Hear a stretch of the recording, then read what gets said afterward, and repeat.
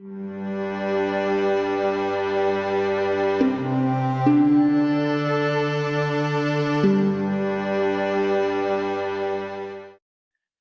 whenever I tell people that I'm a spoken word poet, the most common response I get is, oh. And to be completely transparent, it's not a good type of oh. It's not the type of oh you say when people tell you good news. It's more like that type of response you give when your friend suggests you doing something completely uninteresting. Yeah, I know. And believe it or not, I've gotten that before in response from multiple people when I've told them that I'm a poet. And I don't blame them because there seems to be a general societal perception of poetry being dead and boring. And whether that's because people automatically associate poetry with dead white male poets or because they don't seem to be able to relate to the words the poems seem to be saying. However, today I'm here to talk about my experience as a spoken word poet in hopes of challenging you to reimagine poetry and all other types of literary art as not just dead words on a page, but as living and breathing vessels for social revolution. But before we continue, I'd just like to share some background on myself, because why should you listen to me? My name is Anukia, and I'm a 17-year-old spoken word poet from Saratoga, California. And over the past 2 years, my work has allowed me to work with organizations such as Planned Parenthood, Stanford Live, the International Congress of Youth Voices, and Hewlett Packard. I love poetry because of how dynamic it is and because how it gives everyone the ability to express themselves unconditionally. But it wasn't always this way. Growing up, I never had any special affinity or special attraction to poetry. In middle and elementary school, none of the poems that we read in class really resonated with me. While I did enjoy reading poems about snowy landscapes and red wheelbarrows, it was hard for me to see how most of the poems we read applied to my daily life. And it wasn't until seventh grade hit when I had accidentally stumbled upon a playlist of spoken word poems online that I completely fell in love with poetry. And for those of you who don't know, the main difference between spoken word poetry and regular page poetry is the fact that spoken word poems are written to be performed out loud. And sometimes they're performed competitively. Additionally, spoken word poetry in the United States has historically been tied to activism and social justice due to the large influence of it by the Harlem Renaissance. And in these playlists of poems that I found were poems about immigration, women's reproductive rights, and there were poems calling out national politicians for hypocrisy. And for the first time ever, all the poems that I was reading and listening to felt like they were directly applicable into my own life. And so for a while, I was content with just listening to these poems in my room by myself. But this all changed in freshman year when I'd gotten into a pretty heated argument with a boy in my biology class over something that had to do with the validity of feminism. I don't remember the exact contents of our argument, but I do remember going home absolutely fuming and deciding to write a poem about it. And after writing the poem, which was one of the first poems I had actually written in my middle school age, I was still upset about the situation. So, in a stew of frustration and sleep deprivation induced self confidence, I decided to either go big or go home. And I ended up submitting the poem as a performance for the 2019 Women's March in Oakland. So that January, I ended up performing my poetry out loud for the first time ever in front of a crowd of 800 people. And since then, I've been completely hooked onto spoken word and using it as a means of conveying social justice. So, how does something like art relate to social justice, though? Well, my response is in the words of author Tony Cade Camberio, the role of the artist is to make the revolution irresistible.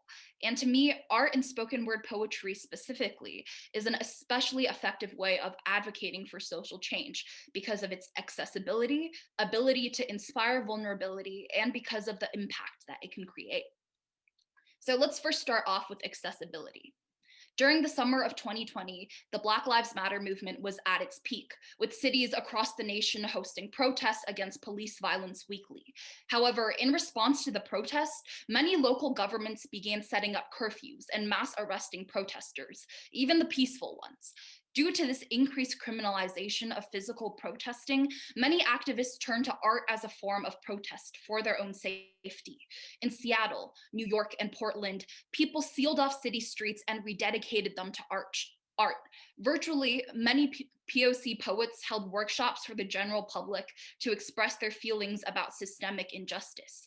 So, in this specific case, art allowed these marginalized communities who are bound by respectability politics to keep furthering the revolution and reimagining a just future without having to directly put their lives on the line.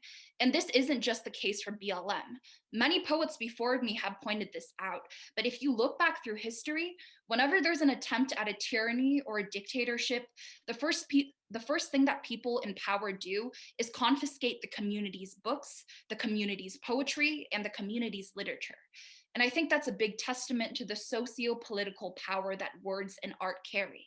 Because as small and materially insignificant as they seem, words and art contain the ingredients for revolution, because art moves people, and not just emotionally. A good example of this is Warsan Shire's poem Home. The poem reads, "No one leaves home unless home is the mouth of a shark. You only run for the border when you see the whole city running as well." This poem was written in 2017 in response to anti-refugee laws that were being implemented across the globe. Not only does the poem have beautiful imagery, it also became the rallying cry for protesters at the American-Mexican border in 2017, a rallying cry for protesters who are fighting for the release of migrant children from detention centers.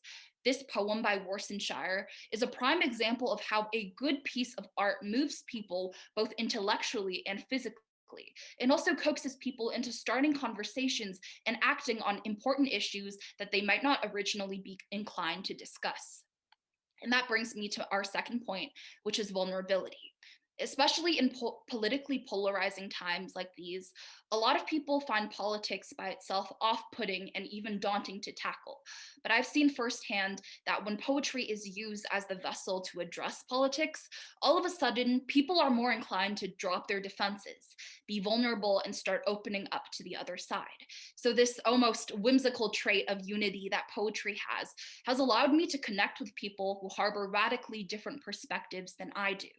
Poetry has allowed me to take up space and speak in rooms that I normally, as a high school student, would not have ever had been allowed into.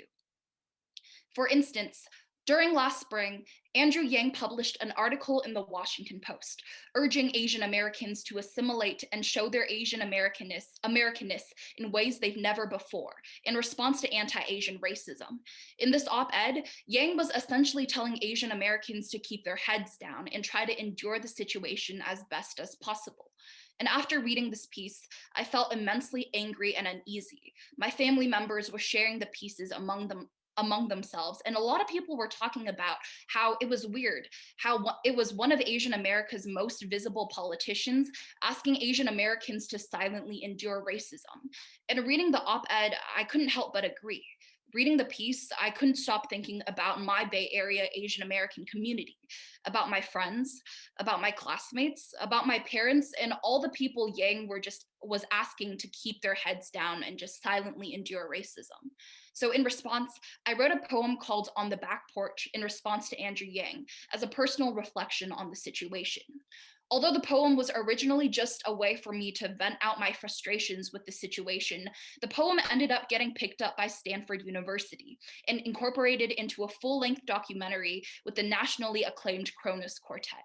The video ended up garnering tens of thousands of views online and sparked discussions all across social media about what true Americanness means.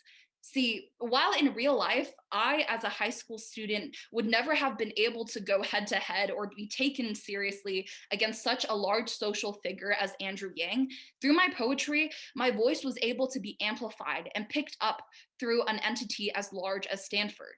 And while it's been an honor to be able to speak about national politicians and organizers and speak about national issues, some of my most powerful experiences have been with poetry in a community level, working directly with the community on advocacy issues through poetry. And so that leads me to impact. So, a while back, I was invited to a local middle school to facilitate a community gun violence prevention poetry workshop. And for context, the community was a majority Latinx and historically over policed one. And at the beginning of the workshop, I had performed a few poems to introduce the students to spoken word. Afterwards, I asked the students to share their thoughts about community gun violence as a segue into the writing prompt. While at first a lot of the students were reluctant to share their experiences, slowly students began opening up about their experiences with community violence. A lot of the students talked about being trailed by the police when walking home, or hearing stories about how their friends' older siblings or their neighbors were gunned down by the police. I specifically remember one little girl who had to be no more than 11 or 12 years old, who started crying when she was sharing her experience with the police. She spoke about the way she's been pulled over while walking home from school for what the community police in their area called student checkups multiple times since sixth grade. And she talked about the way she could always feel her heart physically beating in her chest every time a cop car would pass her while her mom and her were driving.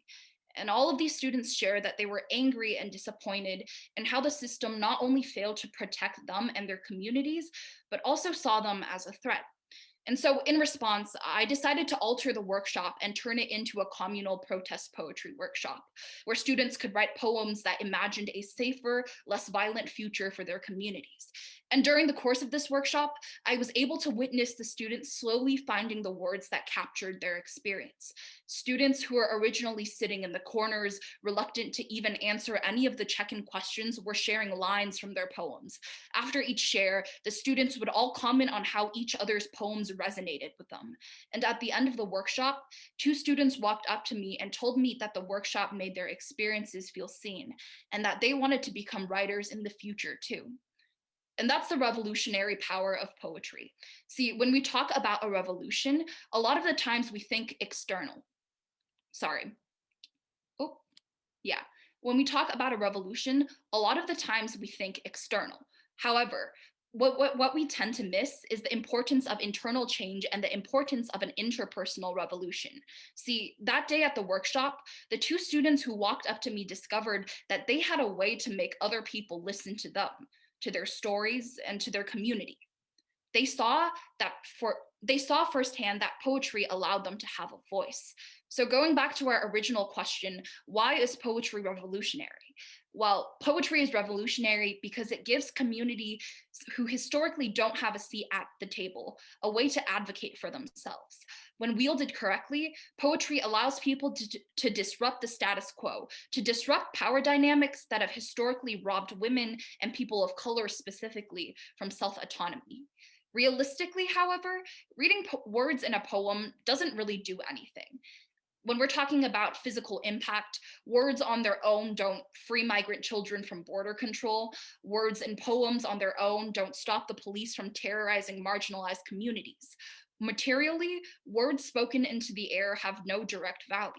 However, when landed into the right ears and when landed into the ears of communities searching for hope, in the ears of young people looking for a way to express themselves, words have the power to inspire and empower people into acting. So, in the past 8 minutes, I talked a lot about protest poetry and the impacts of protest poetry, but I haven't yet given an example. So, I thought I'd share a protest poem. So, this poem is called On the Back Porch in response to Andrew Yang, and was the poem I was talking about earlier that I had written in response to Yang's op ed article. And so now I will be sharing the poem. So, on the back porch, in response to Andrew Yang's op ed on the pandemic, after Samuel Getachew, quote, we Asian Americans needed to embrace our Americanness in ways we've never before.